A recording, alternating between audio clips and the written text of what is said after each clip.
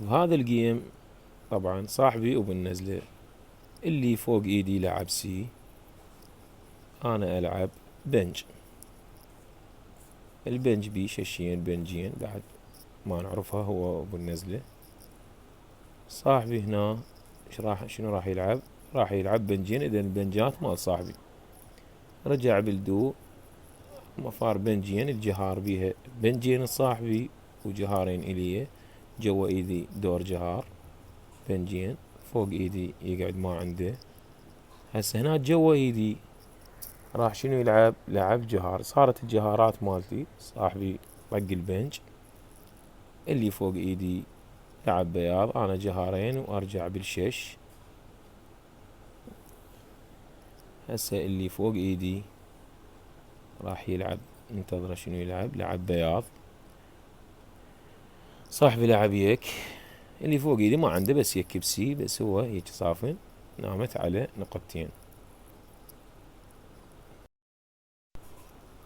طبعا قصينا السحبة والكذا على مود لا يطول الفيديو. انا نزلت بياض. هسه اللي جوا ايدي راح يلعب السي دوسية. اللي فوق ايدي لعب هنا شش، انا العب سيتين. شي ينطق الدوسية برا، شي ينطق بيها بياض، ماكو مشكلة. لعب دو يك، ما ارجع بالشش، ارجع بالجهار. انا لاغي شش، ما يصير ارجع شش. رجع كرر دو، صاحبي ضرب السي بياض، طلع البياض. هاي بياضين. رجع باليك. هسه ما اطق بياضي سابعي، ارجع بالشش. دو الدو مالتو البياض مالتو اثنيناتهم بالبنج. رجع شش، دو مرتين البياض سابع، وبقى الدو شش حساب، وهذا جهار بنج هم حساب. هنا ايضا انا وبالنزلة